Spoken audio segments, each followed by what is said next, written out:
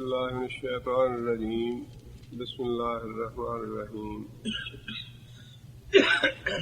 فخرج علی قومہ، قارون کا واقعہ اللہ تعالیٰ بیان فرما رہے ہیں کہ قارون کو اللہ تعالیٰ نے بہت زیادہ دولت دی تھی، اور قارون کو جب لوگوں نے یہ کہا کہ اللہ کا دیا ہوا مال ہے، اس سے تم اپنا حصہ بھی لو اور اللہ کے لیے بھی خرچ کرو اسے، جس طرح اللہ نے تم پہ احسان کیا ہے تم بھی دوسروں پہ احسان کرو۔ اس نے تکبر سے یہ بات کہی کہ یہ مال اور دولت جو ہے یہ تو مجھے میرے علم کی بنیاد پر اور میری ذہانت اور فطانت کی بنیاد پہ دیا گیا ہے۔ چنانچہ اللہ تعالیٰ فرماتے ہیں کہ ایک روز قارون اپنے ٹھاٹھ باٹھ کے ساتھ بڑی زیب و زینت کے ساتھ بازار میں نکلا، فخرج، پس وہ نکلا، علی قومہ، اپنی قوم کے سامنے، فی زینت ہی، اپنی پوری زیب و زینت کے ساتھ، ٹھاٹھ باٹھ کے ساتھ۔ قال الذین یریدون الحیاۃ الدنیا، قال الذین، کہا ان لوگوں نے، یریدون، کون سا فعل ہے یریدون؟ مضارع ہے، جمع مذکر غائب کا صیغہ ہے۔ یریدون، جو ارادہ کرتے تھے، جو چاہتے تھے، حیات الدنیا، دنیا کی زندگی کو،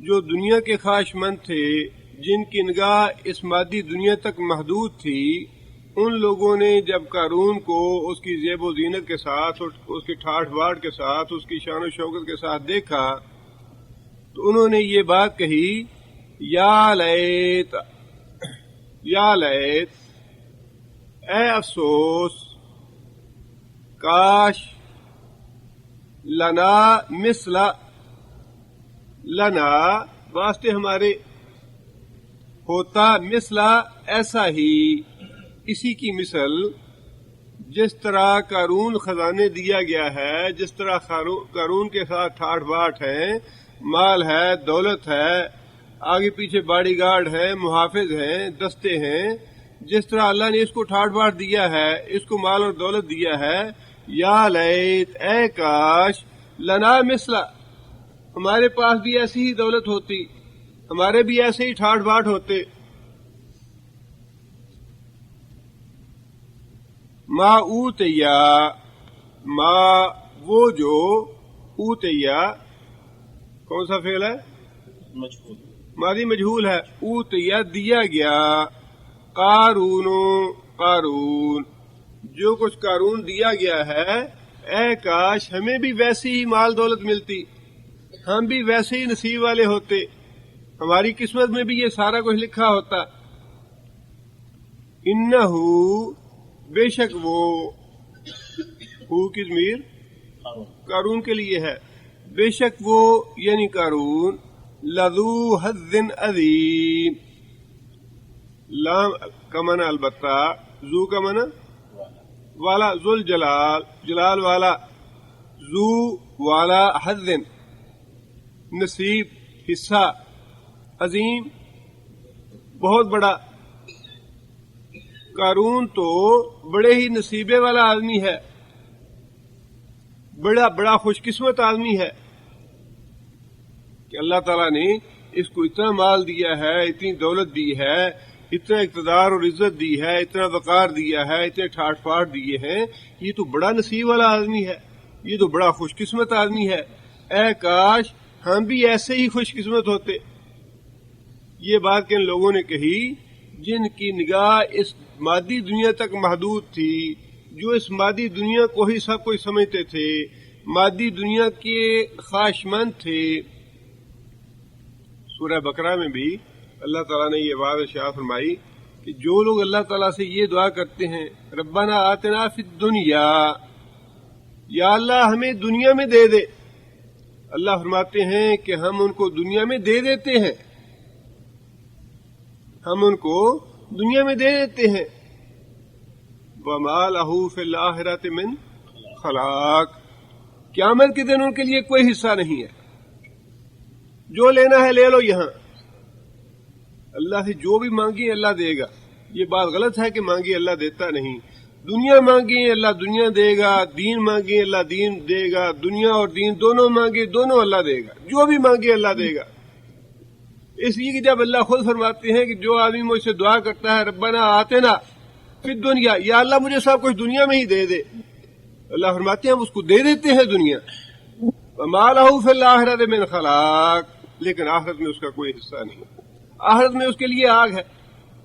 और फरमाया कि जो आदमी हमसे ये दुआ करता है रब्बना आतिना फिद दुनिया हसनतन व फिल आखिरति हसनतन व क़िना अज़ाबन नार, अल्लाह फरमाते हैं हम उसको दुनिया भी देते हैं आखिरत भी देते हैं। जो इंसान अल्लाह से मांगता है अल्लाह वो देता है, जो सिर्फ दुनिया मांगता है अल्लाह सिर्फ दुनिया देता है, और जो दुनिया और आखिरत की भलाइयां मांगता है अल्लाह उसको दुनिया और आखिरत की भलाइयां देता है।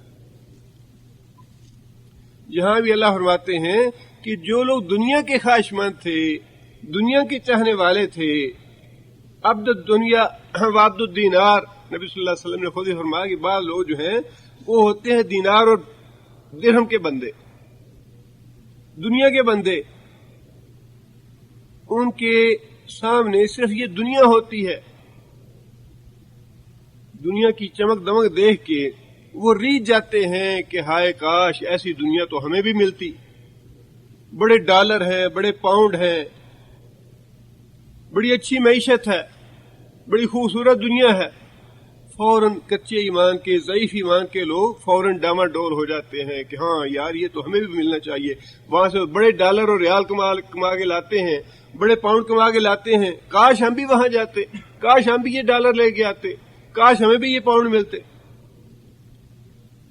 अल्लाह ने फरमाया कि लोगों ने जब उसकी चमक दमक देखी तो फौरन ही, और ये बात जो है ये अहले ईमान की है, ये काफिरों की बात नहीं हो रही यहाँ। इसलिए अगली आयत में ये आता है कि उन्होंने कहा कि हम भूल गए अल्लाह जिसे चाहता है रिज़्क़ देता है, जिसे चाहता है उसे तंग करता है। ये ईमानदार लोग थे जिन्होंने ये तमन्ना की, या जो अपने ईमान से डामाडोल हो गए, मुतज़ल्ज़ल हो गया अपने ईमान से, और उसको बड़ा खुशकिस्मत समझा महज दुनिया की माल और दौलत की वजह से, दुनिया की मैशत की वजह से। ये सारा जवाब किस बात का है? ये पिछली आयतों में अल्लाह ताला ने इसका हवाला दिया कि जब उन्हें कहा जाता है कि ईमान लाओ अल्लाह और अल्लाह के रसूल पे, तो वो कहते हैं कि अगर हम इस दीन को मान लें तो हम तो उचक लिए जाए, हमारी मैशत बर्बाद हो जाए, हमारा गुजारा मुश्किल हो जाए, हमें निकाल दिया जाए सरजमीन से। अल्लाह उसका हवाला दे रहे हैं कि जिस मैशत पे तुम्हें तकब्बर है, जिस मैशत पे तुम इतराते हो, उस मैशत का इंजाम देख लो, उसका इंजाम क्या है। कारून को भी बड़ा गरूर था, तकब्बर था अपनी मैशत पे, अपने माल पे, अपनी दौलत पे, लेकिन देखो उसका इंजाम क्या हुआ जब उसने अल्लाह और अल्लाह के रसूल की नाफरमानी की। आगे अल्लाह फरमाते हैं वक़ाल लज़ीना ऊतुल इल्म, वक़ाला और कहा अल्लज़ीना उन लोगों ने ऊतुल इल्म, ऊतु कौन सा फेल है? मादी मजहूल है। ऊतु वो दिए गए, अल इल्म इल्म, इल्म से मुराद क्या है? इल्म वही। वो लोग जो इल्म वही से आशना थे, जो अल्लाह ताला का भेजा हुआ इल्म जो है उससे आगाह थे, जो रसूल की बात मानने वाले थे। कहा जाता है कि ये जो बातें कारून से कहीं, सबसे पहले मूसा अलैहिस्सलाम ने, उनका चचा भाई था ना, ये बातें पहले मूसा अलैहिस्सलाम ने कहीं और उसके बाद फिर अहले ईमान ने कहीं कारून को ये बातें। तो इल्म से मुराद वही इल्म है जो मूसा अलैहिस्सलाम के पास था, जो अल्लाह ताला की तरफ से आया हुआ इल्म था।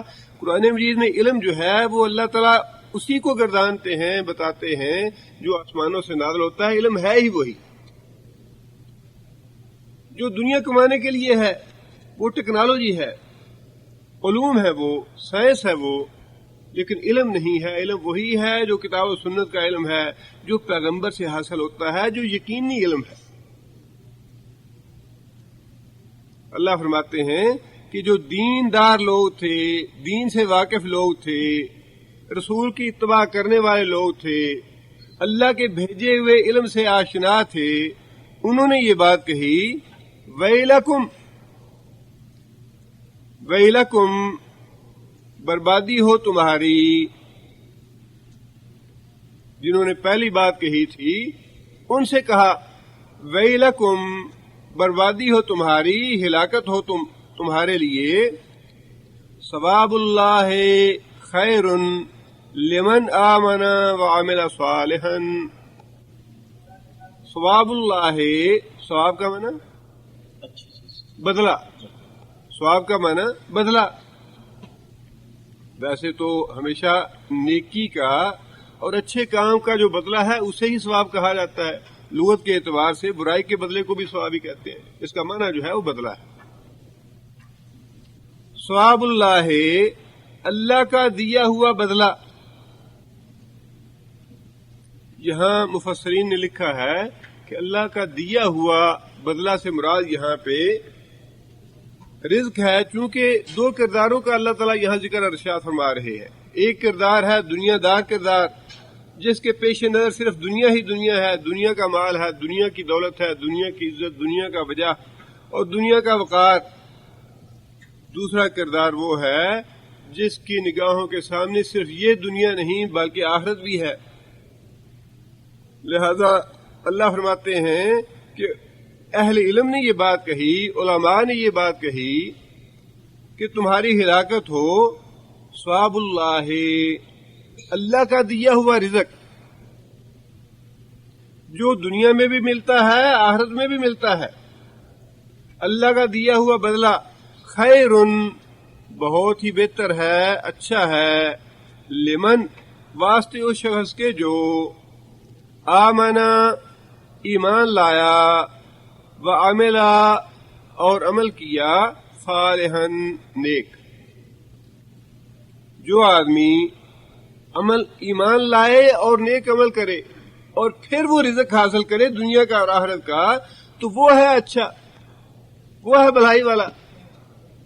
ایمان اور صالح عمل کے بغیر جو رزق ہے وہ ہلاکت اور بربادی ہے۔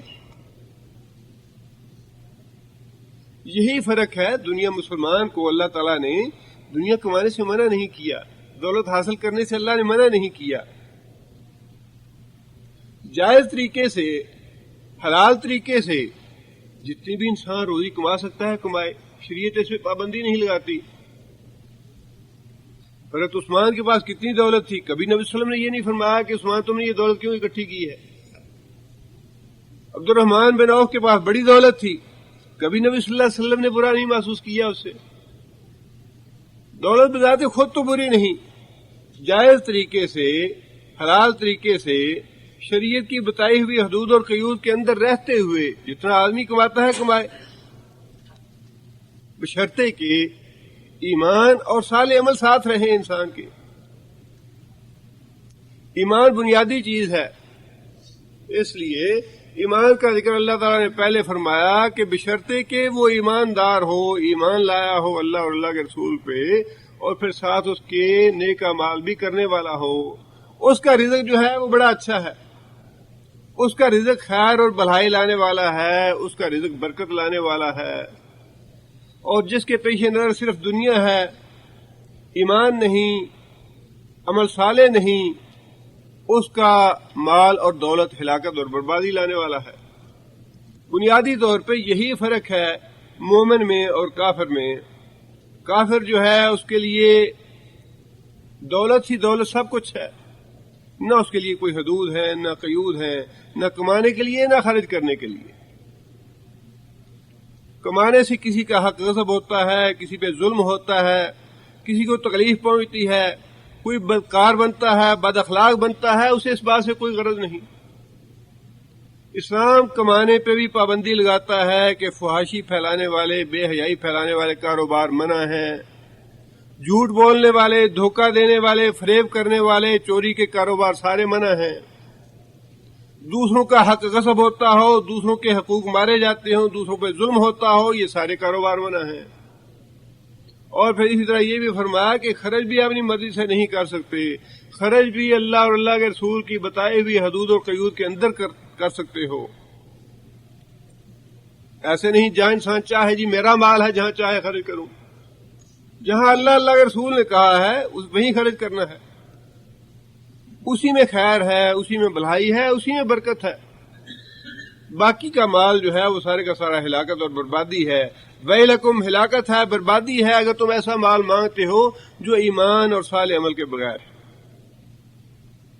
کافر کے پاس کا کتنی ہی دولت کیوں نہ ہو، کتنی ہی معیشت اچھی کیوں نہ ہو، کتنی ہی ان کے ملکوں میں فراوانی کیوں نہ ہو دولت کی،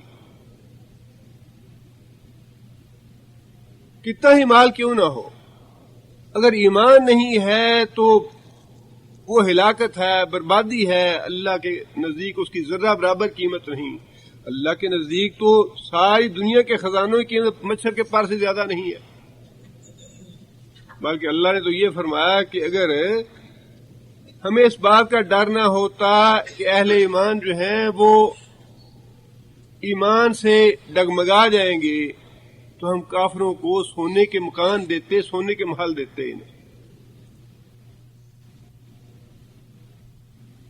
کتنی سچی بات فرمائی اللہ نے، ابھی تو سونے کے محل نہیں ہیں، محض دولت ہے، ڈالر ہے، پاؤنڈ ہے، انہی کو دیکھ کے مسلمانوں کا ایمان جو ہے متزلزل ہو رہا ہے کہ نہیں جی وہاں جا کے رہنا چاہیے، بڑی دولت ملتی ہے، بڑا مال ملتا ہے، بڑی چمک ہے، بڑی دمک ہے، بڑا ٹھاٹ باٹ ہے، بڑی اچھی زندگی ہے، بڑی عیش کی زندگی ہے وہاں کی۔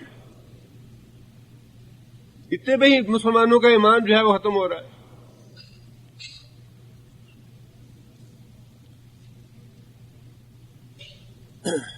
ثواب اللہ، رزق اللہ کا، خیر وہ بہتر ہے، لمن آمنا جو شخص ایمان بھی لائے، وعمل صالحا اور پھر نیک عمل کرے، ولا یلقاها الا الصابرون، ولا لا یلقا کون سا فعل ہے؟ مضارع منفی ہے۔ لا یلقا یہ چیز نہیں ملتی، نہیں حاصل ہوتی، نہیں نصیب ہوتی۔ لا یلقاها، ہا کی ضمیر اس ثواب کی طرف یا اس پاکیزہ سوچ کی طرف، یہ جو پاکیزہ سوچ ہے کہ اللہ کا دیا ہوا رزق ایمان اور عمل صالح کے ساتھ اچھا ہے، اس رزق کے جو کفر کی حالت میں ملے، جو اللہ کی نافرمانی اور اللہ کی سرکشی کی حالت میں ملے، اس مال اور دولت سے وہ مال دولت اچھا ہے جو ایمان کی حالت میں ملے، اعمال صالح کی حالت میں ملے۔ یہ جو سوچ ہے اللہ فرماتے ہیں یہ کس کو ملتی ہے؟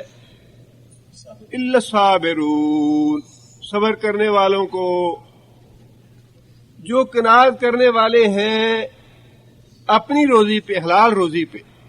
حلال ہے تھوڑی ہے بھئی ٹھیک ہے، اللہ کا دیا ہوا جتنا ہے اتنا ہی اچھا ہے۔ حرام ہے بہت زیادہ ہے، اس کے باوجود اس کی طرف آنکھ بھی اٹھا کے نہیں دیکھنی کہ یہ حرام ہے، آگ ہے یہ، اللہ کے رسول نے منع کیا ہے اس سے، خواہ کتنا ہی کیوں نہ انسان حاصل کر سکتا ہو، انسان اس کی طرف آنکھ بھی اٹھا کے نہ دیکھے۔ یہ ہے صبر کہ انسان حرام کمائی کی طرف، حلال روزی کی طرف آنکھ بھی اٹھا کے نہ دیکھے، اور جتنا کچھ اللہ نے دیا ہے حلال ذرائع کے ساتھ، جائز طریقے کے ساتھ، انسان اسی پہ قانے رہے کہ میری دولت تو یہی ہے، میرے گھر میں جو کچھ ہے، مجھے دوسروں کو لوٹنے کی، دوسروں سے چھیننے کی اور دوسروں کو دھوکہ دینے کی ضرورت نہیں ہے۔ بس جتنا اللہ نے میرے نصیب میں لکھا تھا، جتنی حلال روزی اللہ نے مجھے دی ہے وہ ہزاروں کی حرام سے اچھی ہے۔ لوگوں میں فحاشی بے حیائی پھیلا کے، لوگوں میں گمراہی پھیلا کے، لوگوں کو دھوکہ دے کے، لوگوں سے جھوٹ بول کے جو روزی میں نے حاصل کرنی ہے، اس روزی سے وہ تھوڑی روزی اچھی ہے جو میں سچ بول کے کماؤں گا، اللہ کو خوش کر کے کماؤں گا، رسول کو خوش کر کے کماؤں گا، اللہ اور اللہ کے رسول کی دی ہوئی ہدایت کے اندر رہتے ہوئے کماؤں گا، وہ اچھی ہے اور اس میں بڑی برکت ہے۔ حلال روزی میں بڑی برکت ہے، صرف کمانے والے کے لیے نہیں، اس کی نسلوں میں اس کی برکت رہتی ہے۔ حلال روزی کی بڑی برکت ہے، انسان کے اپنے گھر میں، انسان کے اپنے ارد گرد و پیش میں ہی نہیں، بلکہ انسان کی نسلوں میں وہ برکت جاتی ہے. اور اسی طرح حرام کمائی جو ہے اس کی جو بے برکتی ہے اس کی ہلاکت اور بربادی نسلوں میں جاتی ہے. یہ مت سوچئے کہ کمایا تو میں نے تھا، میرا بچہ کیوں برباد ہو گیا. بچوں جب تم نے حرام کما کے کھلایا بچے کو تو تمہارے ساتھ وہ کیوں نہ برباد ہوگا. اور جو رزق حلال تم کما کے بیوی کے منہ میں لقمہ دو گے وہ بھی صدقہ ہے، بچے کے منہ میں لقمہ دو گے وہ بھی صدقہ ہے. اس سے آگے جو نسلیں پلیں گی ان میں بھی خیر اور بھلائی ہوگی، برکت ہوگی، اس میں بھی نیکی کی راہ پہ قائم رہیں گے وہ. اور حرام کمائی کا وہ تو ہے ہی، نبی صلی اللہ علیہ وسلم نے فرمایا کہ اس کی عبادت قبول نہیں ہے. حرام کمائی سے دیا گیا صدقہ اللہ قبول نہیں فرماتے. اور ایک عام مشاہدہ یہ ہے کہ جو آدمی حرام کما کے اپنی اولاد کو پالتا ہے اس کی اولاد کبھی اس کی فرما بردار نہیں کرتی. وہ اولاد ہمیشہ نافرمان ہوگی اپنے ماں باپ کی. جس اولاد کو ماں باپ نے حرام لقمہ کما کے کھلایا کبھی اپنی اولاد اپنے والدین کی فرما بردار نہیں ہو. خیر اور برکت کہاں سے آئے گی حرام کمائی سے؟ اس لیے اللہ فرماتے ہیں لا یلقاها الا الصابرون. یہ دولت جو ہے قناعت کی، یہ تو ان لوگوں کو ملتی ہے جو اپنے ایمان پہ جمے رہیں، اپنے ایمان پہ ڈٹے رہیں، ثابت قدم رہیں کہ ہاں جو اللہ نے دیا ہے وہی کافی ہے. دوسروں کی طرف نظر بھی اٹھا کے نہیں دیکھنی. جتنا مرضی چمک دمک ہو، جتنا مرضی زرق برق ہو، جتنے مرضی آن بان اور ٹھاٹ باٹ ہوں، جو اللہ نے دیا ہے مسکینی ہے، غربت ہے، فاقہ ہے، جو رزق حلال ہے وہی بہتر ہے اس کثیر سے جو غلازت اور گندگی ہے. آگے اللہ تعالیٰ فرماتے ہیں فَخَسَفْنَا بِهِ وَبِدَارِهِ الْأَرْضِ. خسفنا پس خسفت و خسفنا کون سا فعل ہے؟ ماضی ہے جو متکلم کا صیغہ ہے. خسفنا ہم نے دسا دیا، خسفنا دسا دیا ہم نے بہی ساتھ اس کو، یعنی قارون کو جس نے تکبر کیا تھا، جس نے یہ کہا تھا کہ مجھے تو یہ اپنے علم کی بنیاد پہ، اپنی محنت کی بنیاد پہ، اپنی ذہانت اور فطانت کی بنیاد پہ یہ مال اور دولت ملا ہے، اس میں اللہ کا حصہ کہاں، رسول کا حصہ کہاں، مسکینوں اور محتاجوں کا حصہ کہاں. اللہ فرماتے ہیں تکبر کیا اس نے، زمین میں بڑا بننے کی کوشش کی. خسفنا ہم نے اپنے غضب کی وجہ سے، اپنے پکڑ اور عذاب کی وجہ سے اس کو دسا دیا. وبدارہی،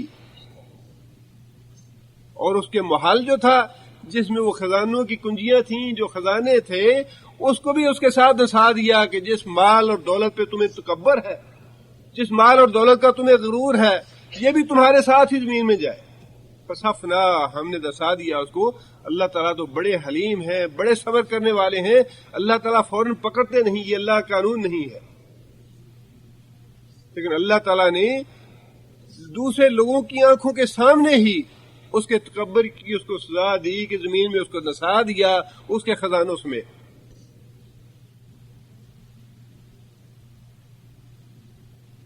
اللہ تکبر جو ہے وہ تو اللہ فرماتے ہیں کہ میری چادر ہے. بڑا بننا تو صرف اللہ کا حق ہے، بڑی ذات تو صرف اللہ ہے. نبی صلی اللہ علیہ وسلم نے دوسروں کے سامنے بڑا بننا، اپنے آپ کو بڑا ظاہر کرنا اور دوسروں کو اپنے سے کمتر سمجھنا، دوسروں کو حقیر سمجھنا، نبی صلی اللہ علیہ وسلم نے ارشاد فرمایا کہ انسان کے برا ہونے کے لیے یہی بات بڑی ہے کہ انسان اپنے آپ کو بڑا سمجھے، دوسرے کو حقیر سمجھے. اور حضرت عبداللہ بن مسعود رضی اللہ تعالیٰ عنہ کا یہ قول ہے، یا عبداللہ بن عباس کا، وہ کہتے ہیں کہ میں کتے کو بھی حقارت کی وجہ سے نہیں دیکھتا، کہیں مجھے کتا نہ بنا دے. حقارت اتنا بڑا گناہ ہے، تکبر اتنا بڑا گناہ ہے کہ میں کتے کو بھی حقارت سے نہیں دیکھتا، کہیں اللہ تعالیٰ مجھے اس کی پکڑ میں کتا نہ بنا دے.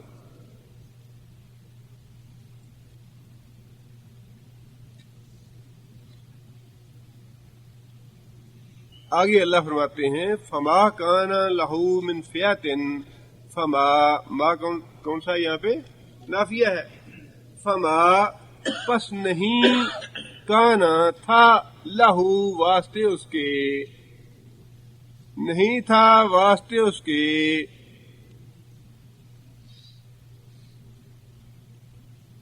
من فیاتن کوئی جماعت، کوئی جتھا، کوئی گروہ، کوئی محافظ، کوئی باڈی گارڈ، کوئی دستہ، نہیں تھی کوئی جماعت ینصرون۔ ینصرون کون سا فعل ہے؟ مضارع ہے، جب مذکر غائب کا صیغہ ہے۔ ینصرون جو اس کی نصرت کرتے، جو اس کو بچاتے۔ محافظ دستہ کس کے لیے ہوتا ہے؟ کوئی مصیبت آ جائے، کوئی تکلیف آ جائے، اس کو بچا لے اس سے۔ باڈی گارڈ رکھتے ہیں اپنے ساتھ، لوگ چوکیدار رکھتے ہیں کلاشن کوفے دے کے، اگر کوئی حملہ کرے تو محفوظ کیا جائے اسے۔ اللہ فرماتے ہیں کہ کوئی اس کا دستہ، کوئی اس کا محافظ اس کو ہماری پکڑ سے نہ بچا سکا۔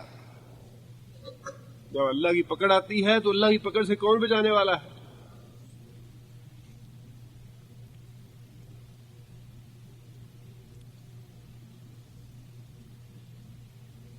من دون اللہ، اللہ کے سوا کوئی جماعت اس کو اس کی مدد نہ کر سکی۔ وما کان من المنتصرین، وما کان اور نہیں تھا وہ من المنتصرین خود اپنی نصرت کرنے والوں سے، اپنے آپ کو خود بچانے والوں سے بھی نہ ہو سکا۔ نہ تو کوئی جماعت آئی، کوئی پارٹی آئی جو آ کے اس کو بچا لیتی،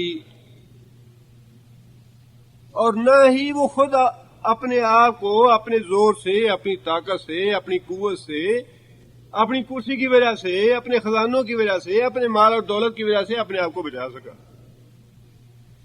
بہت بڑا سبق ہے ہمارے لیے قارون کے اس واقعے میں، افراد کے لیے بھی، قوموں کے لیے بھی۔ قوموں کو بھی اللہ تعالیٰ مال اور دولت کی اور معیشت کے تکبر اور غرور کی وجہ سے اسی طرح ہلاک کر دیتے ہیں،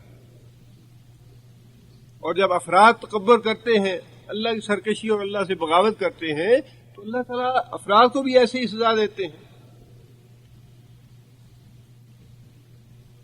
پیغمبر سے بڑی ذات کس کی ہو سکتی ہے؟ نوح علیہ السلام کے سامنے طوفان میں بچہ اپنا ڈوب رہا تھا، کتنی تکلیف ہوئی ہوگی نوح علیہ السلام کو، کیسا محسوس کیا ہوگا نوح علیہ السلام نے۔ دعا کی اللہ سے کہ یا اللہ میرا بیٹا ہے، فرمایا نہیں یہ تمہارا بیٹا نہیں ہے، اس کے تو عمل ہی تمہارے بیٹوں والے نہیں ہیں، تمہاری آل اولاد تو وہ ہے جو تم پہ ایمان لائی ہے۔ آئندہ ایسی درخواست مجھ سے نہ کرنا۔ اللہ کی جب پکڑ آتی ہے تو پیغمبر بھی نہیں بچا سکتا۔ قیامت ابراہیم علیہ السلام کا باپ ہوگا، اللہ تعالیٰ اس کو جہنم میں ڈالنے لگیں گے تو ابراہیم علیہ السلام عرض کریں گے یا اللہ میرا باپ، میری ذلت اور رسوائی، میری بے عزتی۔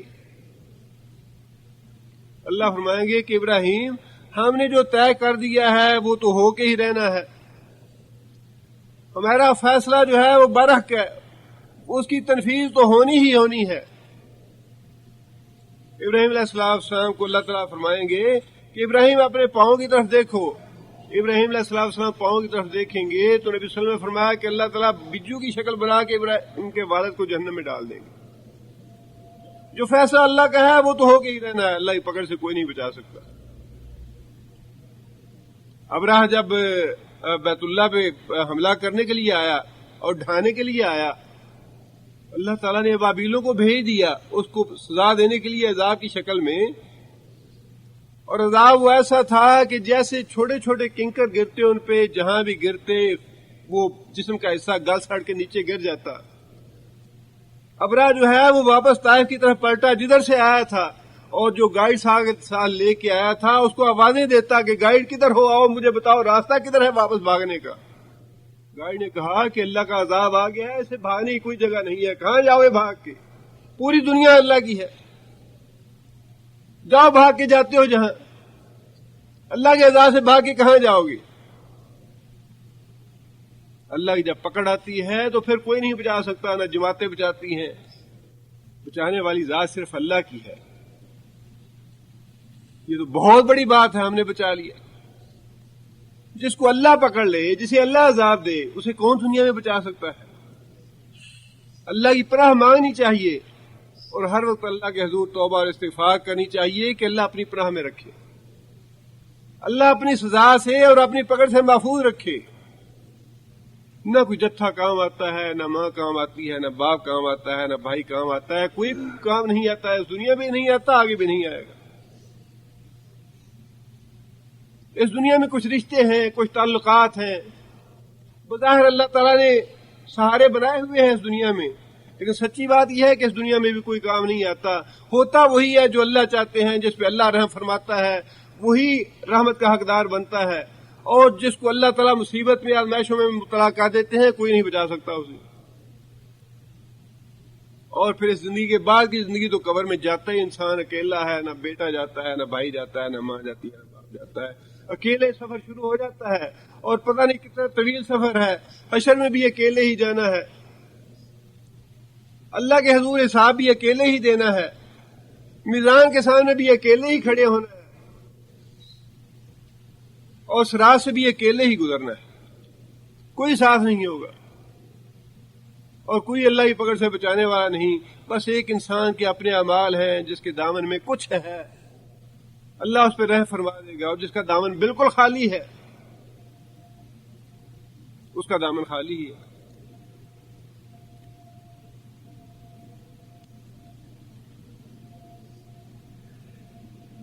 آگے اللہ فرماتے ہیں وَأَصْبَحَ الَّذِينَ تَمَنَّوْا أَصْبَحَ، کون سا فعل ہے؟ ماضی ہے، غائب کا صیغہ ہے۔ اصبح، اس نے صبح کی۔ دو معنی ہیں اصبح کے، ایک معنی تو وہ ہو گیا، ایک معنی اس نے صبح کی۔ اصبح الذین، صبح کی ان لوگوں نے، تمنو ماضی ہے، جمع مذکر غائب کا صیغہ ہے، تمنا کی، تمنو تمنا کی، ان لوگوں نے جنہوں نے تمنا کی تھی، مکانہو، مکان کا معنی رتبہ، درجہ، ہو اس کا، کس کا؟ قارون کا۔ جن لوگوں نے اس کا رتبہ، اس کا درجہ، اس کا مقام حاصل کرنے کی تمنا کی تھی کہ کاش ہم بھی ایسے ہی خوش قسمت ہوتے، کاش ہمارے پاس بھی یہ دولت ہوتی، کاش ہمارے پاس بھی یہ خزانے ہوتے، انہوں نے اس حال میں صبح کی، بالامس سے یعنی کل جو گزرا ہوا ہے، اس کل کو جو لوگ تمنا کر رہے تھے کہ کاش ہمیں بھی اس کا درجہ مل جاتا، ہمیں بھی اس کا رتبہ ملے، ہمیں بھی اس والی قسمت ملے، یقولون، انہوں نے یہ بات کہی، وَيْكَأَنَّ اللَّهَ، وَيْكَأَنَّ، یہ مختلف اس کی لوگوں نے توجیح کی ہے۔ بعض نے کہا ہے کہ یہ وے الگ ہے، کا الگ ہے، ان الگ، اور بعض لوگوں نے یہ کہا ہے کہ یہ وے کا جو ہے یہ وے علاقہ کا مخفف ہے، وے علاقہ، ہائے ہلاکت۔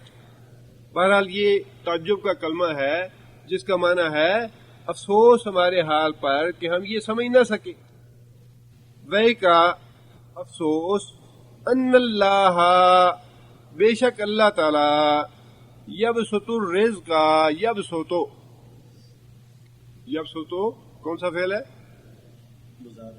مضارع ہے، واحد مذکر غائب کا صیغہ ہے، باسط کا معنی کھولنے والا۔ اللہ تعالیٰ کا نام ہے عبد الباسط، کسی کا ہاتھ کھولنے والا، روزی کھولنے والا، فراخ کرنے والا۔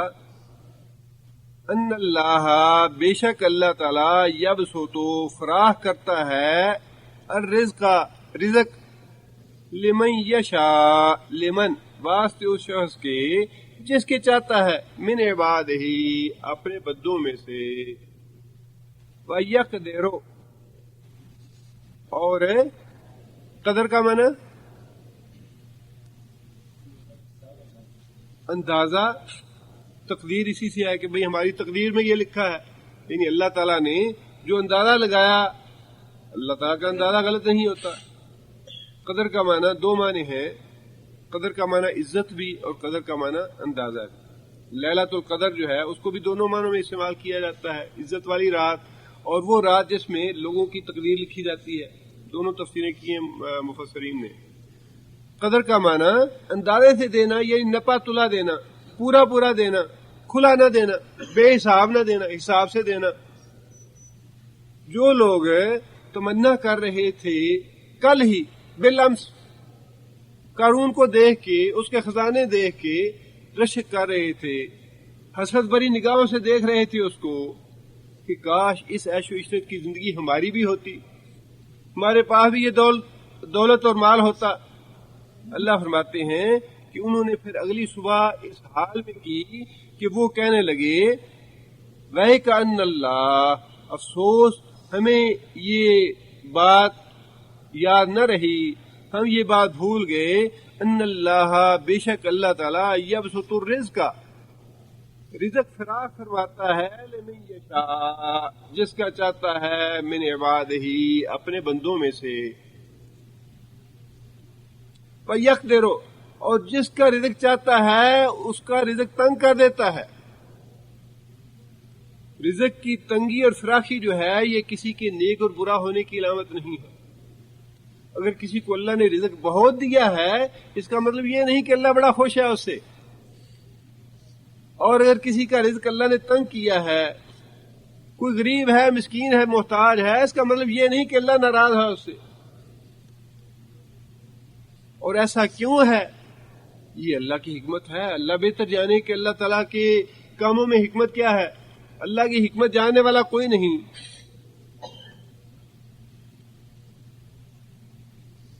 لیکن کسی کو یہ بھول نہیں رہنی چاہیے کہ اگر رزق زیادہ ہے تو اس کا مطلب یہ ہے کہ وہ بڑا نیک ہے یا پہنچا ہوا ہے یا اللہ کا محبوب ہے، اور جس کا رزق تنگ ہے، مسکین ہے، محتاج ہے، فقیر ہے یا غریب ہے تو وہ اللہ کا مغضوب ہے یا اللہ ناراض ہے اس سے۔ یہ بات نہیں ہے۔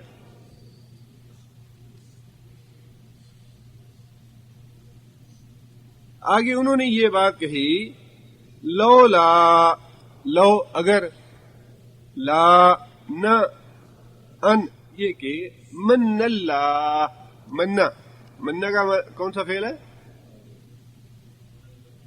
ماضی ہے، واحد مذکر غائب کا صیغہ ہے منان۔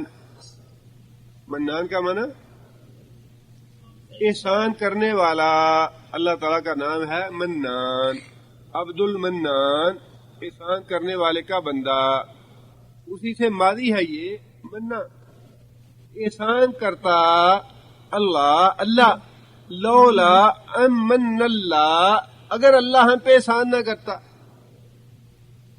اگر اللہ ہم پہ احسان نہ کرتا، علینا، اوپر ہمارے، تو کیا ہوتا؟ لخسف بنا، لا البتہ، خسفا دنسا دیتا، بنا ہم کو بھی، لخسفا بنا ہم کو بھی دنسا دیتا۔ اب یہ غور فرمائیے کہ اللہ، وہ لوگ جو ہیں جو کل ہی حسرت کر رہے تھے، تمنا کر رہے تھے کہ کاش یہ مال دولت ہمیں بھی ملے، آج وہ احسان کس بات کو کہہ رہے ہیں کہ اگر اللہ نے ہم پہ احسان نہ کیا ہوتا۔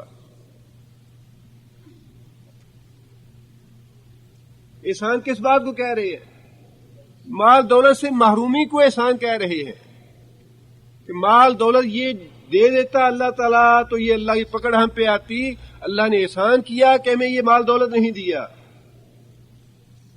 اللہ نے احسان کیا کہ یہ مال دولت ہمیں نہیں دیا، اور اگر دیا ہوتا تو اس قارون کے ساتھ ہم بھی زمین میں دسا دیے جاتے۔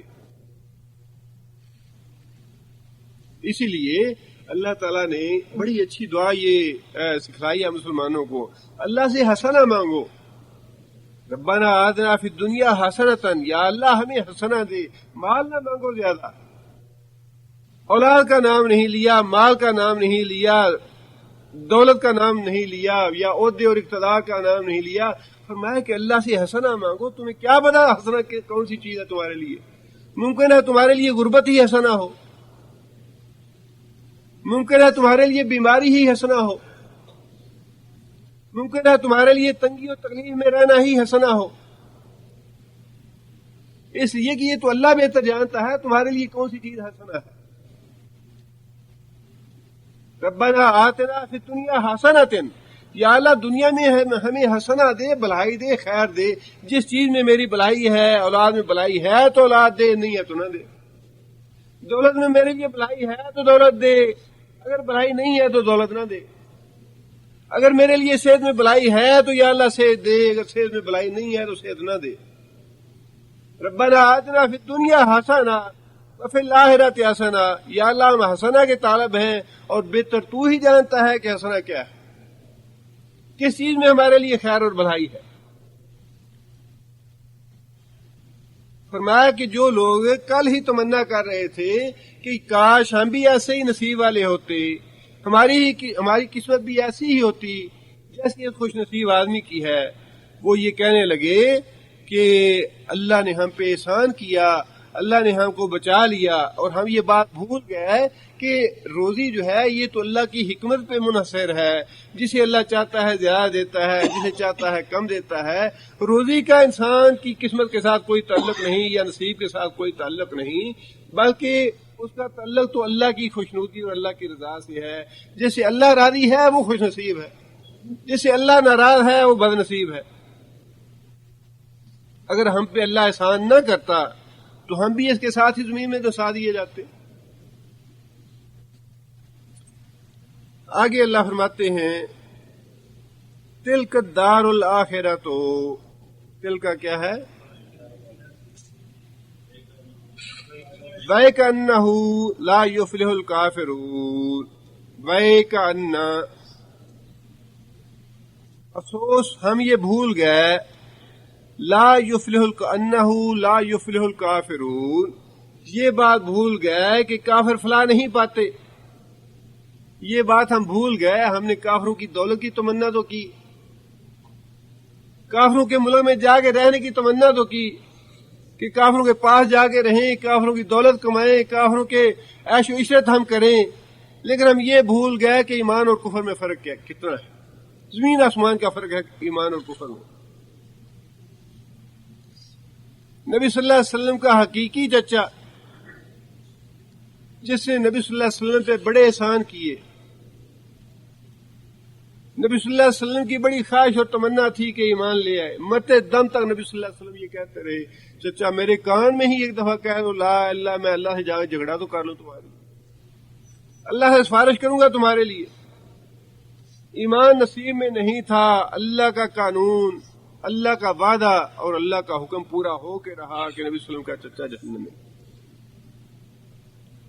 اگرچہ نبی صلی اللہ علیہ وسلم کی سفارش کی وجہ سے جہنم کا کمتر درجے کا عذاب انہیں دیا جائے گا، اور وہ عذاب یہ ہوگا کہ ان کے پاؤں میں آگ کی جوتیاں پہنائی جائیں گی، جس سے ان کا دماغ جو ہے وہ اس طرح کھولے گا جس طرح ہنڈیا جو ہے وہ اس طرح دماغ کھولے گا. وجہ کیا کہ ایمان نہیں لائے. حالانکہ نبی صلی اللہ علیہ وسلم کی جتنی خدمت کی ابو طالب نے کفر کی حالت میں، ویسے صحابہ کرام نے نبی صلی اللہ علیہ وسلم پہ جانے نثار کی، کفر کی حالت میں جتنی خدمت چچا نے کی ابو طالب نے کسی دوسرے نے نہیں کی. ہر موقع پہ ابو طالب کام آئے نبی صلی اللہ علیہ وسلم کے، ڈراتے دھمکاتے رہے کفار مکہ کے سردار.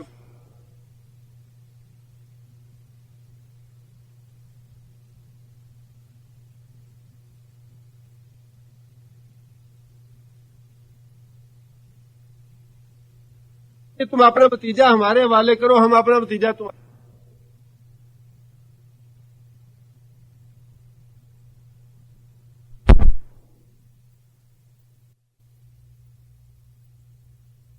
یہ کہا کہ اس کو سمجھاؤ، اب تو حد ہو گئی. پورے شہر میں ایک دوسرے کے ساتھ دشمنیاں بڑھ گئی ہیں. ابو طالب نے نبی صلی اللہ علیہ وسلم کو بلایا اور کہا کہ بھتیجے دیکھو یہ برادری آئی ہے، وفد آیا ہے، اور یہ چاہتے ہیں کہ تم اپنی دعوت میں کچھ نرمی کرو، نرمی سے کام لو۔ نبی صلی اللہ علیہ وسلم نے فرمایا کہ چچا ایک ہاتھ پہ سورج رکھ دیں، ایک ہاتھ پہ چاند رکھ دیں، تب بھی جو اللہ نے ذمہ داری دی ہے مجھے، میں اس سے باز نہیں آؤں گا، وہ میں کام کر کے رہوں گا، جو مرضی کر لیں۔ نبی صلی اللہ علیہ وسلم کہا کہ چلے گئے، اور چچا تھا اور پتا تھا یتیم ہے، بہرحال تعلق تھا، قبائلی بھی تھا اور پھر رشتے کا اور خون کا تعلق بھی تھا۔ واپس بلایا، کہنے لگے کہ بیٹا بات یہ ہے جب تک میں زندہ ہوں جو کرنا چاہتے ہو کرو، تمہیں کوئی ہاتھ نہیں لگائے گا۔ بڑی مدد کی نبی صلی اللہ علیہ وسلم کی، اس کے باوجود ایمان نہیں لائے تو جہنم میں چلے جائیں گے۔ بڑی دولت ہے ایمان، بہت بڑی دولت ہے۔ ایک بوڑھا آدمی نبی صلی اللہ علیہ وسلم کی خدمت میں حاضر ہوا،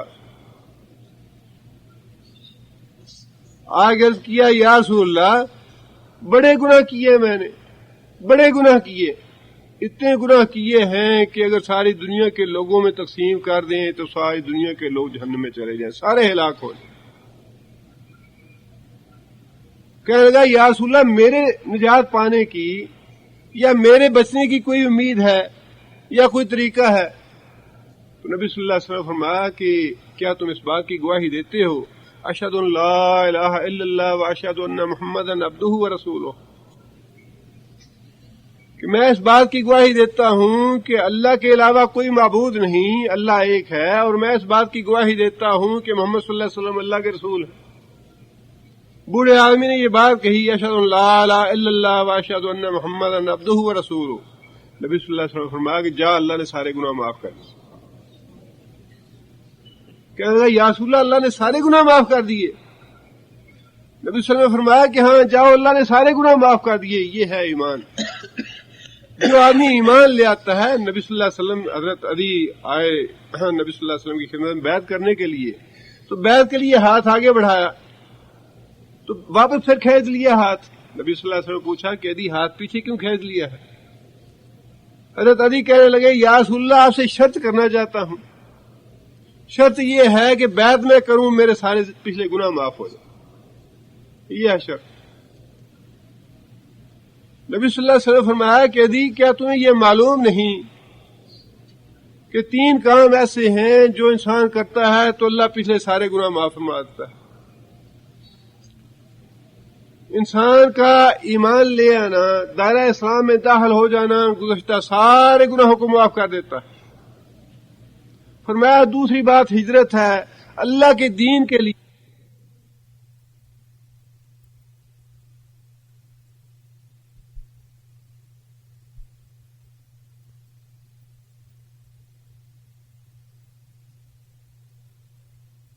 اس جگہ کو چھوڑ جائے، کافروں کے علاقے کو، تو اللہ تعالیٰ پچھلے سارے گناہ معاف فرما دیتے ہیں۔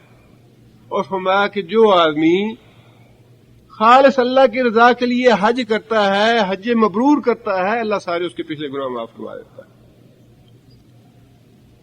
فرمایا یہ 3 کام ایسے ہیں جو آدمی کرتا ہے اس کے سارے گناہ معاف ہو جاتے ہیں۔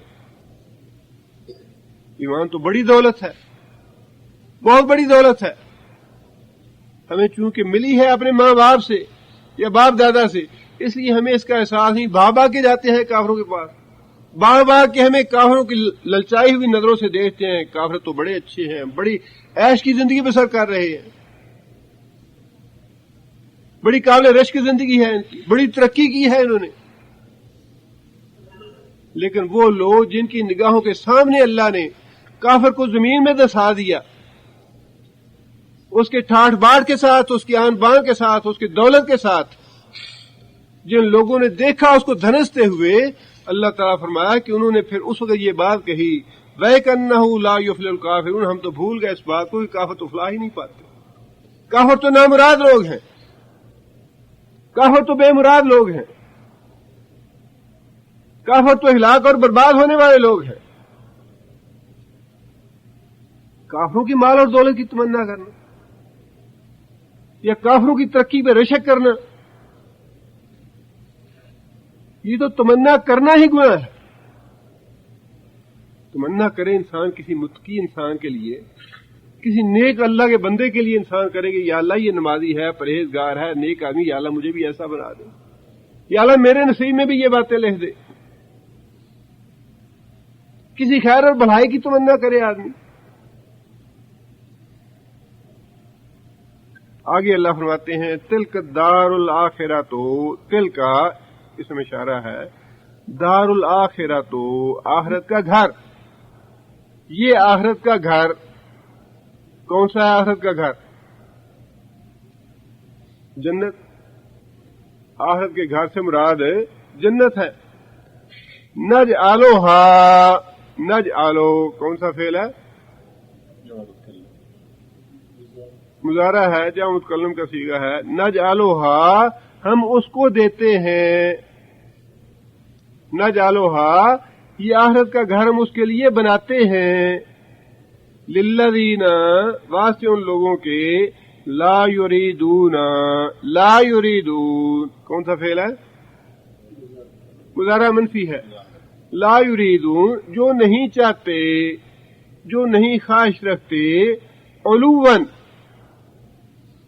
فی الارض، علو، علو کا معنی بلندی، جناب عالی، عالی کا لفظ علو، بلندی.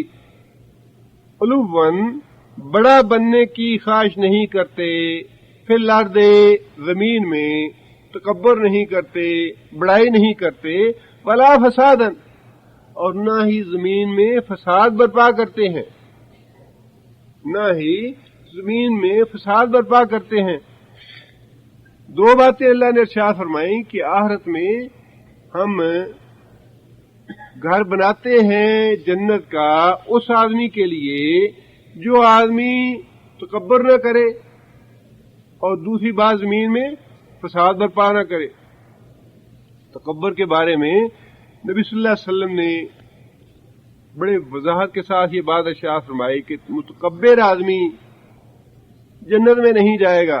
نبی صلی اللہ علیہ وسلم نے فرمایا صحابہ سے، کیا تمہیں معلوم ہے کہ جہنمی لوگ کون کون سے ہیں، جہنم میں جانے والے کون سے ہیں؟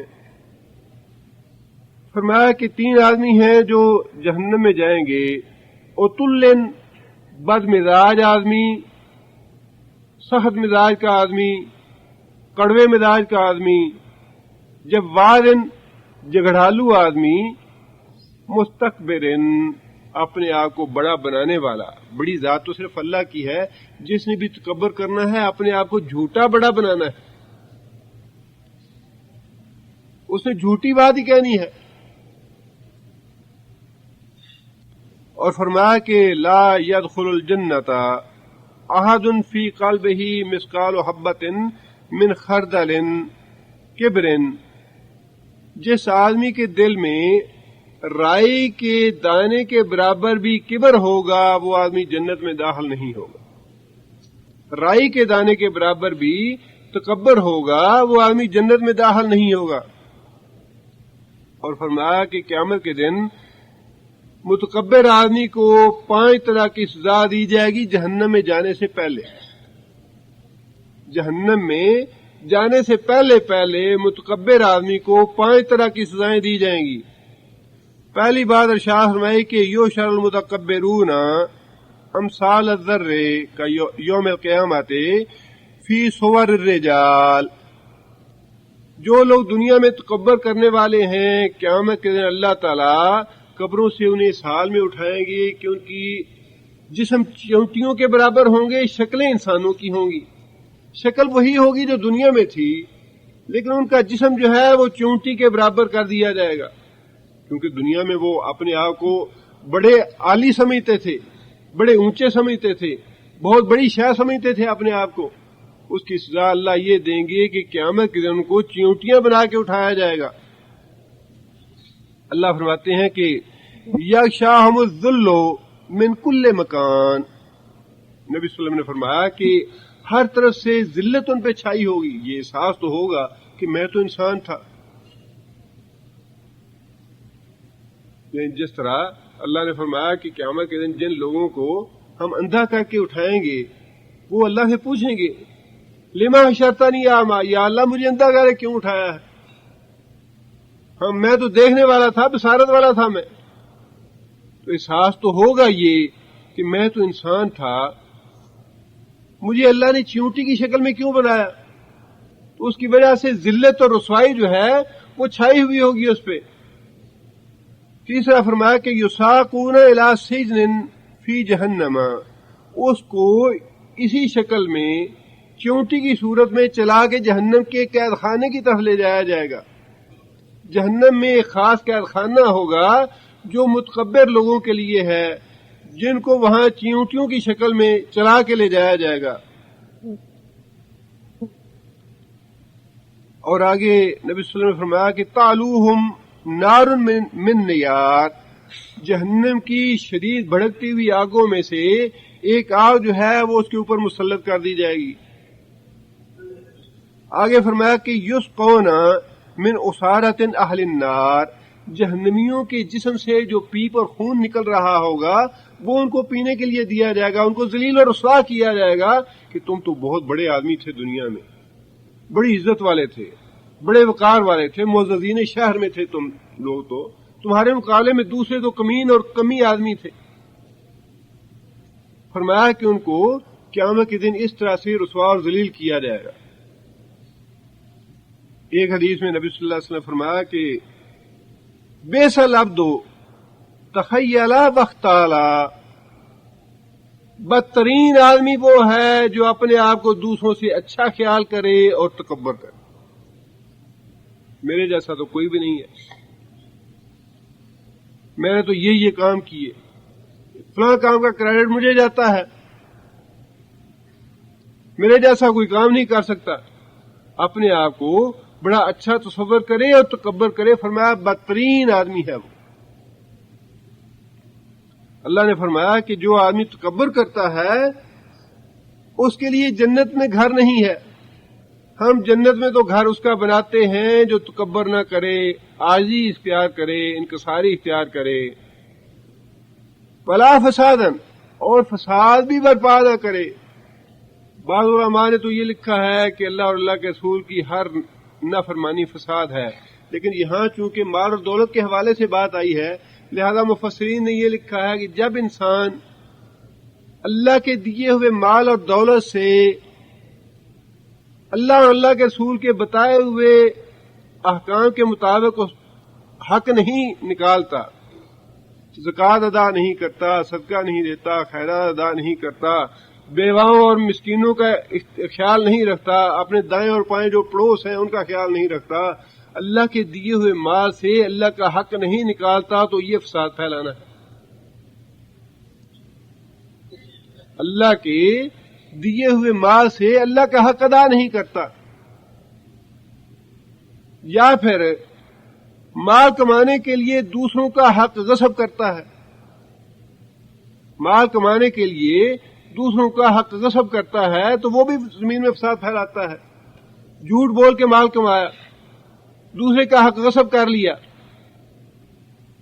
فرمایا کہ وہ آدمی جو نہ دوسرے کا حق غصب کرتا ہے اور اپنے مال سے دوسروں کے حقوق ادا کرتا ہے، تکبر نہیں کرتا، اس کے لیے ہم جنت میں گھر بناتے ہیں۔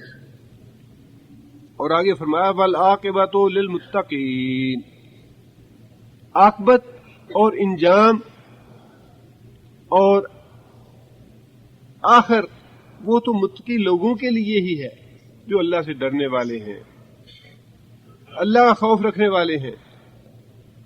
آخرت کا گھر جو ہے وہ تو ہے ہی ان کے لیے جو نہ تکبر کرنے والے ہوں، نہ زمین میں فساد برپا کرنے والے ہوں، اور پھر اللہ کے حضور تقویٰ کرنے والے ہوں۔ آخرت کا گھر ہم ان کے لیے بناتے ہیں۔ اللہ سے یہ تکبر اور تقویٰ ایک دوسرے کی ضد ہے۔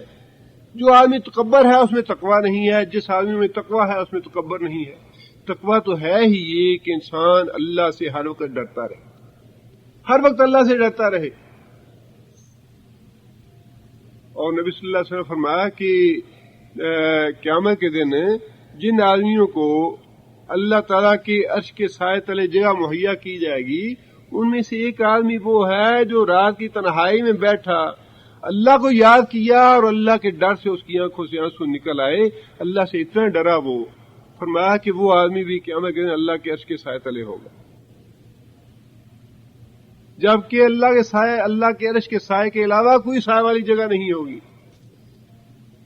لوگ اپنے اپنے اعمال کے مطابق پسینوں میں ڈوبے ہوں گے، اللہ سے ڈرنے والے، اللہ سے تقوی اختیار کرنے والے آدمی کو اللہ کے عرش کے سائے تلے جگہ دی جائے گی۔ آگے اللہ فرماتے ہیں من جا بالحسنۃ، من جو شخص جا آیا بالحسنۃ ساتھ نیکی کے، فلاح پس واسطے اس کے خیر منہا، خیر منہا بہتر ہے اس سے، کس سے؟ وہ جو نیکی لے کے آیا ہے ہمارے پاس، ہم سے اس کا جو بدلہ لے گا وہ اس نیکی سے کہیں زیادہ اچھا ہوگا، کہیں زیادہ بہتر ہوگا، ہر لحاظ سے بہتر ہوگا۔ آدمی ایک نماز پڑھے گا تو کتنا ثواب ملے گا اسے؟ یعنی انسان اندازہ نہیں کر سکتا کہ اللہ تعالیٰ کے ہاں کتنی اللہ تعالیٰ رحیم ہے اور غفور ہے۔ اللہ تعالیٰ نے فرمایا کہ پہلے تو جب نمازیں فرض ہوئیں تو فرمایا کہ 50 نمازیں ہیں، اچھا معاف کر دیں، تم 5 پڑھو میں ثواب 50 کا دوں گا، یعنی ایک نماز کا بدلہ کتنے گنا ہو گیا؟ اللہ نے 10 گنا ثواب تو وہیں پہ بڑھا دیا معراج کے موقع پہ۔ اب پھر فرمایا کہ اچھا اگر تم مسجد میں جا کے پڑھتے ہو 27 گنا اور بڑھا دیتا ہوں، کتنے گنا بڑھ گئی؟ 270 گنا بڑھ گئی۔ اب اللہ فرماتے ہیں کہ جو آدمی خلوص کے ساتھ، عاجزی اور انکساری کے ساتھ سنت کے مطابق ایک نماز میرے پاس پڑھ کے آئے گا، اس کا میں کم از کم جو اجر ہے 10 گنا زیادہ لکھوں گا، 10 گنا بڑھا کے دوں گا۔ اور نبی صلی اللہ علیہ وسلم نے فرمایا کہ 10 گنا سے لے کر 700 گنا تک اللہ بڑھا دیتے ہیں، اور پھر فرمایا کہ 700 سے بھی زیادہ ہو سکتا ہے یہ ثواب، انسان کے تقوی کے مطابق، انسان کے خلوص کے مطابق، اس کے ایمان اور اس کی نیکی کے مطابق اللہ تعالیٰ اس کا ثواب اور اجر جو ہے وہ بہت زیادہ بڑھا کے دیتے ہیں۔ 270 گنا ایک نماز کا ثواب اللہ ہمیں یہیں بڑھا دیتے ہیں، اور جس کی نماز فی الواقع صحیح معنوں میں نماز ہو، حضور کی نماز ہو، پوری توجہ کے ساتھ پڑھی گئی ہو، اس کا ثواب اللہ تعالیٰ پتہ نہیں کتنے گنا اپنے پاس بڑھا کے اس کا ثواب دیں گے اور اس کا اجر دیں گے۔ لہذا فرمایا کہ جو آدمی ایک نیکی لے کے ہمارے پاس آتا ہے، ہم اس کا بدلہ جو ہے اسے بہت بہتر دیتے ہیں، اور پھر اس اعتبار سے بھی وہ بدلہ بہتر ہے کہ یہاں انسان نماز تو پڑھتا ہے 10 منٹ میں یا 15 منٹ میں ختم کر لیتا ہے، لیکن اس کا جو اجر و ثواب ہے وہ تو عبدالآباد تک ہے، اس کا تصور بھی نہیں کتنی دیر تک ہوگا، وہ اس کا کوئی اینڈ ہی نہیں ہے، کوئی اس کا خاتمہ ہی نہیں ہے، اس لحاظ سے بھی بہت بہتر ہے ثواب اللہ کا۔ لہذا فرمایا کہ جو نیکی تم لے کے آؤ گے ہمارے پاس، اس نیکی کا ہم تمہیں بہت ہی اچھا بدلہ دیں گے۔ اور فرمایا کہ من جا ومن جا، اور جو شخص آیا بالسیئۃ ساتھ ایک برائی کے، فلا یجزی الذین پس نہیں بدلہ دیے جائیں گے وہ لوگ، عملوا جنہوں نے عمل کیا، سیئات برائیوں والا، الا مگر ما جو کانوا وہ تھے یعملون عمل کرتے۔ جو آدمی برائی لے کے آئے گا اس کا ہم اتنا ہی اس کو بدلہ دیں گے جتنی وہ برائی ہے، برائی میں اضافہ نہیں ہے، بلکہ نبی صلی اللہ علیہ وسلم نے فرمایا کہ من ہم بہا عملها من ہم بسیئۃ فلم یعملها، جس آدمی نے ارادہ کیا برائی کا لیکن اس برائی پہ اس نے عمل نہیں کیا. برائی کا ارادہ کیا لیکن برائی پہ عمل نہیں کیا. اللہ تعالیٰ اس کے لیے حسنتاً کاملتاً لکھ دیتے ہیں کہ یہ آدمی برائی سے دور رہا. ارادے کے باوجود اللہ برائی نہیں لکھتے. نیکی کے بارے میں فرمایا کہ جو آدمی نیکی کا ارادہ کرتا ہے تو نیکی کا ارادہ کرنے پہ اس کے لیے حسنتاً کاملہ لکھ دی جاتی ہے. ایک مکمل نیکی ارادے پہ لکھ دی جاتی ہے. اور جب انسان نیکی کر لیتا ہے تو پھر اس کا ثواب 10 گنا سے لے کر 700 گنا تک بڑھا کے اس کو دیا جاتا ہے.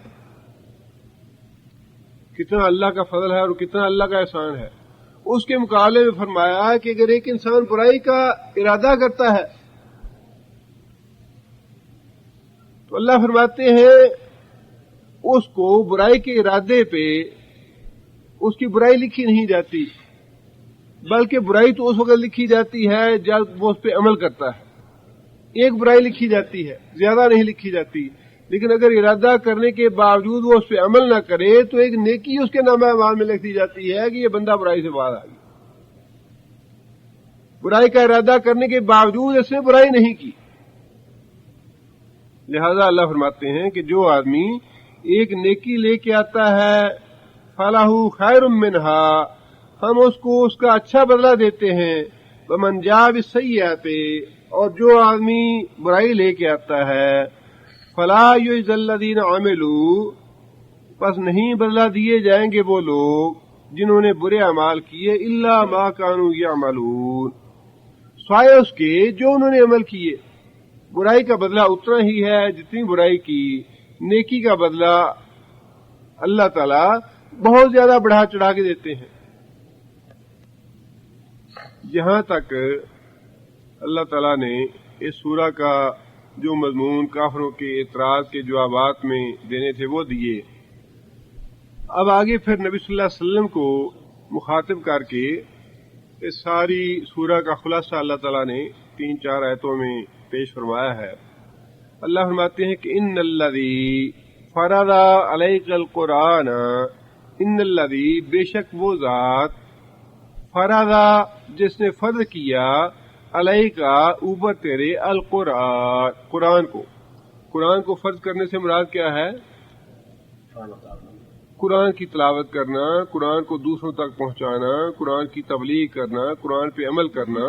یہ فرض کیا اللہ نے نبی صلی اللہ علیہ وسلم پہ بھی اور نبی صلی اللہ علیہ وسلم کے وسیلے سے امت پہ بھی فرض کیا. قرآن کو فرض کرنے سے مراد قرآن کی تلاوت کرنا، قرآن کی تبلیغ کرنا، قرآن کی دعوت دینا، قرآن پہ عمل کرنا. وہ ذات جس نے تو پہ قرآن کو فرض کر دیا. لا رادو کا لا، البتہ رادن، کیا ہے رادن؟ اسم فاعل ہے. رادن کا معنی لوٹانے والا. وہ ذات لا رادو کا، تو کو لوٹانے والی ہے، پلٹانے والی ہے، الا، طرف، معاد. معاد کسے کہتے ہیں؟ عود، اعادہ، واپس پلٹنا، اپنی جگہ پہ جانا. معاد ہے کمانا ہے اپنی اصل جگہ، اور اس سے مراد آخرت بھی لی جاتی ہے.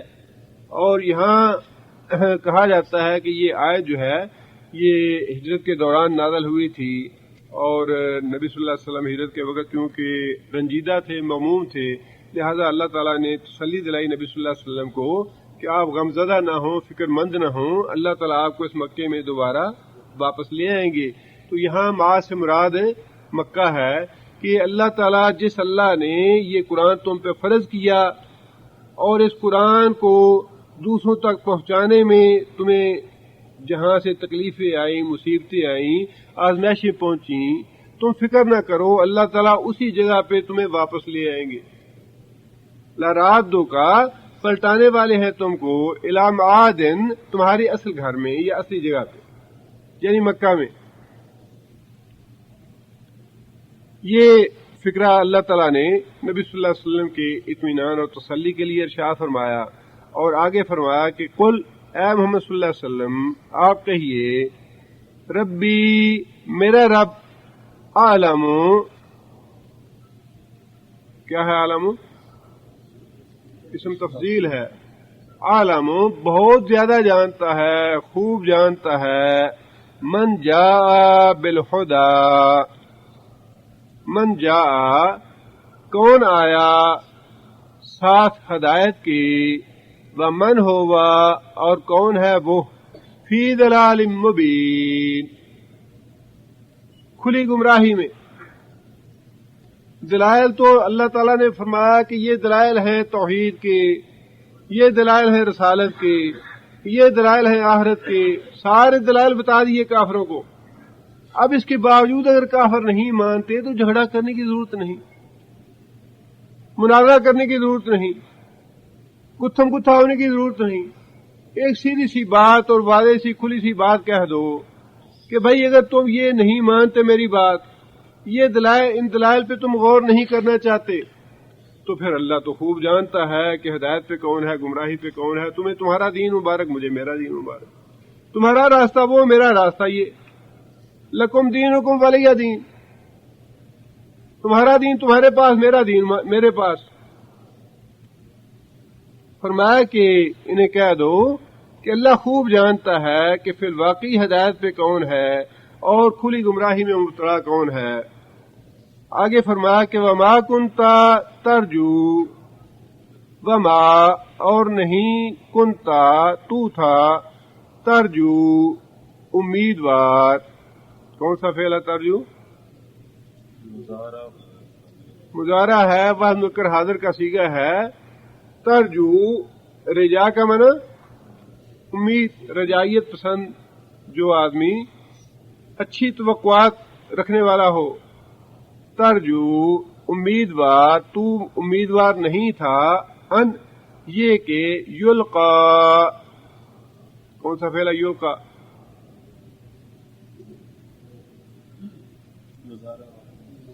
مضارع مجہول ہے، ڈالی جائے گی، بھیجی جائے گی، دی جائے گی، الیکا تیری طرف، الکتاب کتاب. اے محمد صلی اللہ علیہ وسلم آپ اس بات کے امیدوار نہیں تھے کہ آپ کو کتاب دی جائے گی، آپ کو رسالت دی جائے گی، آپ کو نبوت دی جائے گی. دوسری جگہ پہ اللہ تعالیٰ نے یہی بات ارشاد فرمائی. یہ دراصل کفار کے وہی جو اعتراضات تھے کہ آپ نے قرآن گھڑ لیا ہے، یہ قرآن آپ کا تصنیف کیا ہوا ہے، اسی کا یہ جواب اللہ تعالیٰ نے ارشاد فرمایا کہ اے محمد صلی اللہ علیہ وسلم آپ تو اس چیز کے امیدوار ہی نہیں تھے. ایک تو یہ بات ہوتا ہے کہ ہاں جی میں امیدوار ہوں اس کا، یا انسان ریاضت کرتا ہے، محنت کرتا ہے کہ مجھے یہ چیز حاصل ہو جائے. نبی صلی اللہ علیہ وسلم اللہ فرماتے ہیں کہ وما کنت تدری مل کتاب ولا ایمان، کہ اے محمد صلی اللہ علیہ وسلم آپ کو تو یہ تک پتہ نہیں تھا کہ کتاب اور ایمان کیا چیز ہوتی ہے. آپ کو اللہ تعالیٰ نے اچانک یہ چیزیں دی، آپ اس بات کے امیدوار نہیں تھے کہ مجھے یہ دیے جائے. جس طرح موسیٰ علیہ السلام تھے، وہاں مدین سے آ رہے تھے واپس، سردی کی رات تھی، راستہ بھول گئے اور دور سے آگ دیکھی کہ وہاں سے جا کے آگ لاتا ہوں. آگ لینے کے لیے وہاں گئے. یہ وہم و گمان میں بھی نہیں تھا کہ میں وہاں جاؤں گا تو مجھے نبوت ملے گی یا اللہ تعالیٰ سے میں ہم کلام ہوں گا. کبھی بھی کوئی نبی جو ہے وہ امیدوار نہیں ہوتا نبوت کا، اور نہ ہی اسے یہ علم ہوتا ہے. یہاں سے علم غیب کی بھی نفی ہو جاتی ہے کہ پیغمبر جو ہے اس کو تو اتنا پتہ نہیں کہ مجھے اللہ تعالیٰ واقعی پیغمبر بنانے والے ہیں. یہ بات تو تھی کہ نبی صلی اللہ علیہ وسلم امین تھے، نبی صلی اللہ علیہ وسلم صادق تھے، پاکیزہ زندگی تھی اور بڑی صاف ستھری زندگی بسر کی نبی صلی اللہ علیہ وسلم نے، اور نبوت سے پہلے بھی الگ بیٹھ کے عبادت وغیرہ کرتے، ریاضت وغیرہ کرتے. لیکن یہ وہم گمان میں بھی بات نہیں تھی نبی صلی اللہ علیہ وسلم کی کہ کبھی میں نبوت دیا جاؤں گا یا مجھے کتاب دی جائے گی. اور یہی وجہ ہے کہ جب فرشتہ آیا پہلی بار نبی صلی اللہ علیہ وسلم کے پاس، تو نبی صلی اللہ علیہ وسلم بڑے گھبرائے ہوئے تشریف لائے گھر میں کہ خدیجہ مجھے اڑھاؤ، میری زندگی کو خطرہ لاحق ہو گیا ہے، پتہ نہیں میں بچتا ہوں یا نہیں بچتا. جس آدمی کو کسی چیز کی خواہش ہو، تمنا ہو یا چاہتا ہو مجھے ملے وہ، وہ تو اچھلتا کودتا ہے، کہتا ہے ہاں جی مجھے یہ مل گئی، میں تو کامیاب ہو گیا، جو میں نے حاصل کرنا تھا وہ میں نے حاصل کر لیا۔ لیکن اللہ کے رسول تو فکر مند تھے کہ پتہ نہیں یہ ہے کیا، ایسے ہوا کیوں، کہیں میری زندگی کو کوئی نقصان نہیں پہنچے گا۔ اور حضرت خدیجہ رضی اللہ تعالیٰ عنہ اپنے بھتیجے کے پاس لے گئی، برقہ بن نوفل کے پاس، انہوں نے نبی صلی اللہ علیہ وسلم کی پچھلی زندگی کو سامنے رکھتے فوراً یہ بلا تأمل بات کہہ دی کہ یہ تو وہی ناموس ہے جو موسیٰ علیہ السلام پہ آیا تھا، وہی تعلیم ہے جو موسیٰ علیہ السلام پہ نازل ہوئی تھی، اللہ کا فرشتہ ہے، اور اللہ نے تمہیں رسالت سے سرفراز کیا ہے۔ اور اگر میں جوانی کی عمر میں ہوتا یا اس وقت ہوتا جب تمہاری قوم تجھے نکالے گی اپنے وطن سے تو تمہاری مدد کرتا میں۔ یہ سب کچھ انہوں نے کیوں کہا؟ نبی صلی اللہ علیہ وسلم کی گزشتہ زندگی کو دیکھ کے۔ لیکن نہ خود نبی صلی اللہ علیہ وسلم کو اس بات کا علم تھا، نہ کبھی نبی صلی اللہ علیہ وسلم نے اس بات کا دعویٰ کیا کہ اللہ مجھے رسالت دے گا یا میں نبی بنوں گا۔ ما کنت ترجو، یہ جواب ہے اس بات کا کہ محمد صلی اللہ علیہ وسلم نے یہ قرآن بھی خود گڑھا ہے یا خود تصنیف کیا ہے۔ فرمایا کہ تو امیدوار ہی نہیں تھا اس کتاب کا جس کے بارے میں تم پہ یہ الزام لگایا جاتا ہے کہ یہ خود تصنیف کیا ہے انہوں نے۔ الا مگر رحمتن من ربک، یہ تو تیرے رب کی رحمت ہے کہ نبوت کے لیے، رسالت کے لیے اللہ نے تجھے منتخب کر لیا۔ اللہ کی رحمت ہے کہ اللہ تعالیٰ نے نبوت اور رسالت کے فریضے کے لیے آپ کو منتخب کر لیا، یہ تو اللہ کی رحمت ہے۔ فلا تکونن ظہیرا للکافرین، فلا پس نہ ہو، تکونن تو ہو جا، ظہیرا مددگار، ظہیر کا معنی مدد کرنے والا، للکافرین واسطے کافروں کے۔ نبی صلی اللہ علیہ وسلم تو کافروں کے مددگار پہلے بھی نہیں تھے، لیکن فرمایا کہ اب یہ قرآن بھی نازل ہونے کے بعد جو فرض ہم نے تم پہ عائد کر دیا ہے اس میں کمی اور کوتاہی نہ ہونے پائے آپ کی طرف سے۔ اگر کمی اور کوتاہی ہوئی آپ کی طرف سے، آپ نے خاموشی اختیار کی، آپ نے اس کو صحیح معنوں میں یا صحیح طریقے سے نہ پہنچایا تو گویا آپ نے کافروں کی مدد کی۔ لہذا آپ نہ پہلے کافروں کے مددگار تھے، نہ آئندہ کافروں کے مددگار بنے، بلکہ جو وحی ہم تمہاری طرف بھیجتے ہیں اس کو بلا تعمل، بلا کم و کاس پہنچاؤ لوگوں تک۔ لوگ کیسی باتیں کریں، مذاق اڑائیں، جو بھی کرتے ہیں کرتے رہیں، لیکن آپ کو بلا کم و کاس ہمارا پیغام پہنچا دینا چاہیے۔